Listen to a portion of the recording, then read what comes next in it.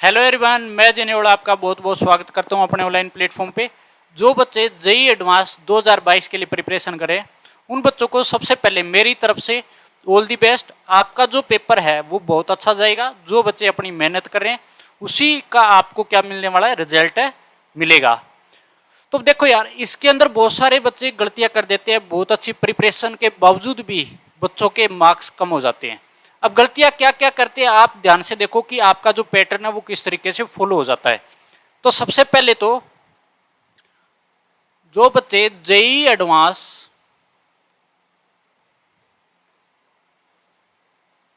2022 देने जा रहे हैं, उन बच्चों को, सभी बच्चों को ऑल दी बेस्ट।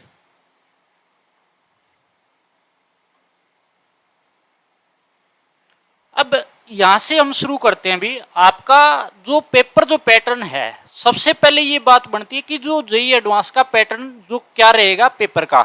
तो देखो, वो चीज आपके लिए क्या होती है, एक सरप्राइज होती है भी।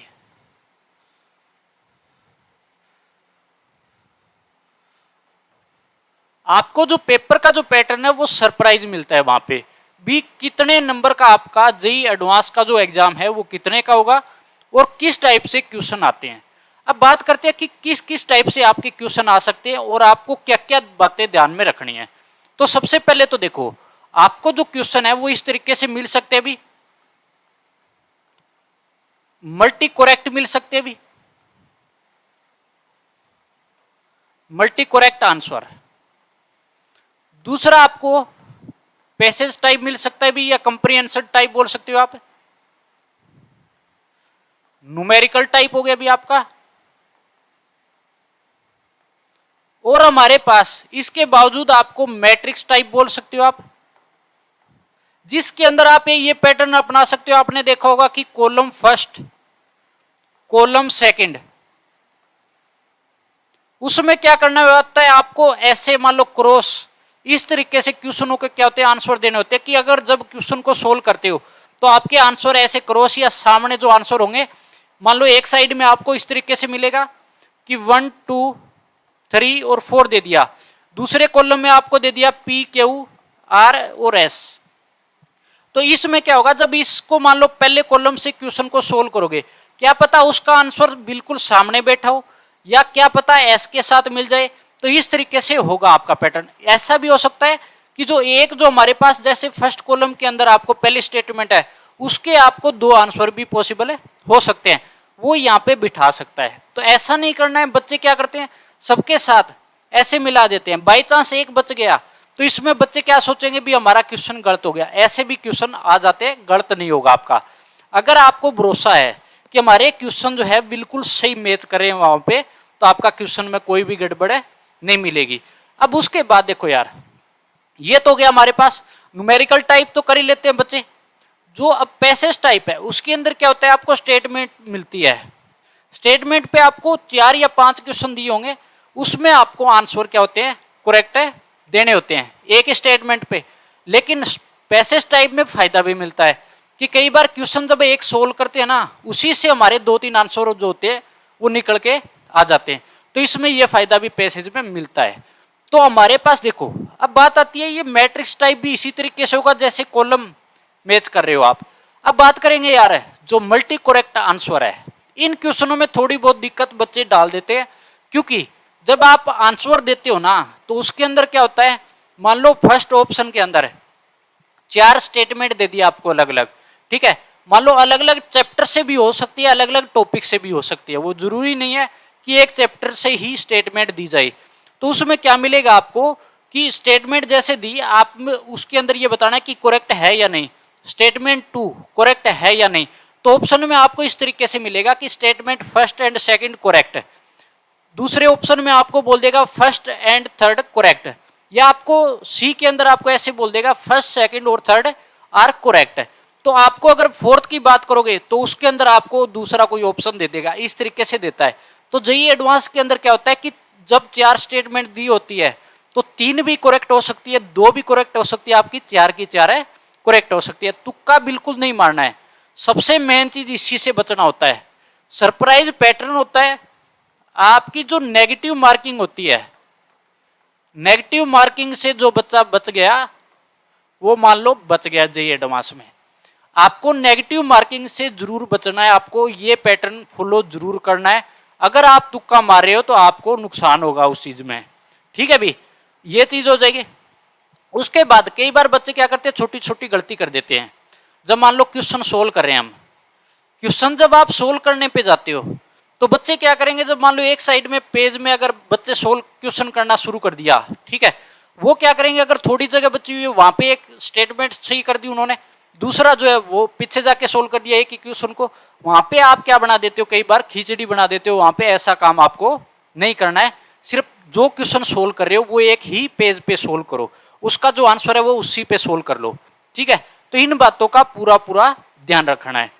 तो अब ये चीज हमारे पास से हो गई सारी की सारी कि किस टाइप से आपके क्वेश्चन आएंगे, कैसे आपको इन चीजों से बचना है।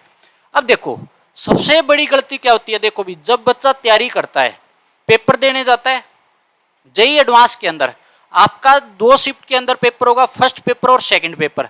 जब बच्चे का फर्स्ट पेपर जब होता है उसके अंदर मान लो बाई चांस आपका पेपर अच्छा नहीं गया तो उसका प्रभाव आपका सेकंड पे नहीं होना चाहिए। सबसे बड़ी गलती ये कर देते हैं। चलो मानते हैं भी हर कोई तैयारी करके जाता है, कई बार हो जाता है कि फर्स्ट पेपर आपसे नहीं हो पाया, अच्छा नहीं गया या कम हुए, आपके मार्क्स कम दिख रहे हैं आपको, लेकिन सेकंड पे उसका प्रभाव नहीं डालना है। फर्स्ट जैसा हो गया, आपको बिल्कुल भी इसके अंदर डिप्रेशन में नहीं जाना है, वहां पे जाके बैठ गए, आपने बहुत अच्छी तैयारी कर रखी है, क्या पता आपके लिए जो सेकंड जो पेपर होगा वो आपका बहुत अच्छा हो जाए और आपको आईआईटी मिल जाए। तो इस बात का पूरा पूरा ध्यान रखना है। मान लिया कि मैं ये चीज समझते हैं कि बच्चे जब तैयारी होती है, भी सभी के साथ होता है कि तैयारी होती है तो आपका यही सोचते हैं कि हमारा पेपर फर्स्ट और सेकंड बहुत अच्छा जाना चाहिए। अगर मान लो किस्मत आपकी खराब है बाई चांस, तो अगर बाई चांस हो भी जाए ऐसा, मैं ये नहीं कहूंगा कि हो, आपका पॉजिटिव हो, जिस बच्चे ने मेहनत कर रखी है वो आपकी मेहनत रंग जरूर लेके आएगी। तो आपको इस बात का पूरा ध्यान में रखना है कि आपको फर्स्ट पेपर अगर बाई चांस आपका गलत जाए, अगर आपके मार्क्स कम बन रहे हैं, 2-4 नंबर कम बन रहे हैं, तो आपको सेकंड पेपर में बिल्कुल भी उस चीज को एक बार के लिए भूल जाइए, घर पे आके उसके बारे में सोच लेना, कोई बात नहीं, लेकिन सेकंड पे प्रभाव पड़ गया तो उससे भी आपकी क्या हो जाएगी, गलती हो जाएगी, आपका नंबर जो है वो बिल्कुल ही कम हो जाएगा। तो ऐसी गलतियां भी होती है, तो तैयारी करने वाले बच्चों के साथ ही ऐसी गलतियां कर बैठते हैं।